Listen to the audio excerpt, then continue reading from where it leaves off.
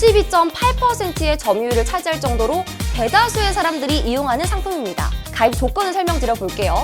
신규 계약, 갱신 계약 모두 계약 기간의 절반이 지나지 않았다면 신청이 가능합니다.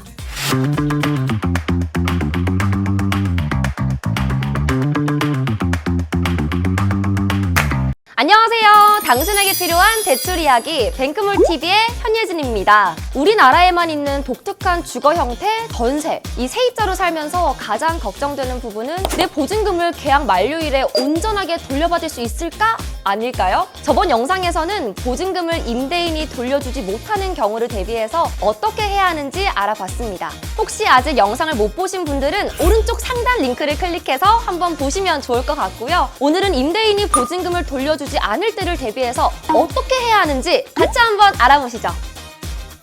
전세 계약이 만료됐는데도 임대인이 보증금을 돌려주지 않으면 아주 골치가 아픕니다. 그런데 임대인은 보증금을 왜 돌려주지 않을까요? 임대인이 보증금을 돌려주지 않는 대표적인 경우는 갭 투자를 들 수 있습니다. 갭 투자의 경우 다음 세입자를 구해야만 기존 세입자의 보증금을 돌려줄 수 있습니다. 집값이 올라가고 전세 보증금도 올라가는 상황이라면 다음 세입자를 구하는데 아무 문제가 없겠죠? 하지만 지금처럼 집값도 내려가고 전세 보증금도 내려가는 일명 역전세 상황에서는 새로운 세입자를 구하는 게 상당히 어렵습니다. 정확하게는 기존과 동일한 보증금 금액에 세입자를 구하는 게 어려운 거죠. 다음 세입자 구해주면 보증금 돌려줄게. 그때까지만 조금만 더 기다려줘. 이런 멘트 좀 익숙하지 않으세요? 임대인이 보증금을 돌려주지 않는 문제를 방지하기 위해 전세보증보험이란 게 있습니다. 전세보증보험이란 임대차 계약 종료 시 임대인이 임차인에게 반환하는 전세보증금의 반환을 책임지는 보증상품입니다. 이렇게 말씀드리면 또 어려우시죠? 쉽게 말씀드리면 전세 계약 만료 이후에도 집주인에게 보증금을 돌려받지 못할 경우 보증보험기관에서 세입자에게 보증금을 먼저 돌려주고 집주인에게 별도 청구를 하는 것을 말합니다. 세입자 입장에서는 보증보험기관을 통해서라도 보증금을 미리 돌려받을 수 있으니까 좋은 거겠죠? 우리나라에서 전세보증보험을 가입할 수 있는 곳은 3군데가 있는데요. 주택도시보증공사에서 가입할 수 있는 전세보증금 반환보증, SGI 서울보증에서 가입할 수 있는 전세금 보장 신용보험, 한국주택금융공사에서 가입할 수 있는 일반 전세자금 보증이 있습니다. 상품 이름은 다 다르지만 하는 기능은 똑같습니다. 다만 보증보험 기관마다 가입 조건 및 보증 조건 등이 다르기 때문에 어느 곳을 이용할지는 꼼꼼히 체크하시는 게 좋겠죠? 첫 번째, 주택도시보증공사의 전세보증금 반환보증은요, 21년도 기준으로 전체 전세보증보험 중 92.8%의 점유율을 차지할 정도로 대다수의 사람들이 이용하는 상품입니다. 가입 조건을 설명드려 볼게요. 신규 계약, 갱신 계약 모두 계약 기간의 절반이 지나지 않았다면 신청이 가능합니다. 전세보증금은 수도권 7억 원, 교외 지역은 5억 원 이하여야 하고요. 건축물 대장상 위반 건축물이 없어야 하겠죠. 그리고 공인중개사를 통한 계약이어야 합니다. 그리고 전세보증금과 선순위 채권을 더한 금액이 주택 가격의 90%가 넘지 않을 것, 선순위 채권이 주택 가격의 60%를 넘지 않을 것이라는 조건이 있는데요. 많은 분들이 이 조건을 이해하기가 어려워합니다. 예를 들어서 한번 알아볼까요? 전세보증금과 선순위 채권을 더한 금액이 주택 가격의 90%를 넘지 않아야 한다. 주택 가격이 1억이라고 했을 때 전세보증금이 9,500만 원이라면 주택 가격의 95%, 즉 90%를 넘었기 때문에 가입이 안 됩니다. 반대로 전세보증금이 9천만 원이라면 주택 가격의 90%이기 때문에 가입이 가능한 거죠. 전세보증금과 선순위 채권을 더한 금액이 주택 가격의 90%를 넘지 않아야 된다. 이해하셨나요? 선순위 채권이 주택 가격의 60%를 넘지 않아야 된다.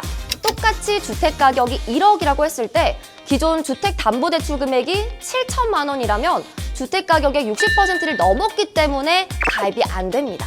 반대로 주택담보대출 금액이 6천만 원이라면 주택 가격의 60%이기 때문에 가입이 가능합니다. 두 번째, SGI 서울보증 전세금 보장 신용보험은 다른 상품에 비해서 가입 조건이 매우 넓습니다. 전세 계약이 1년 이상이고 그중 계약 기간이 절반이 지나지 않은 상황이라면 언제든지 가입이 가능합니다.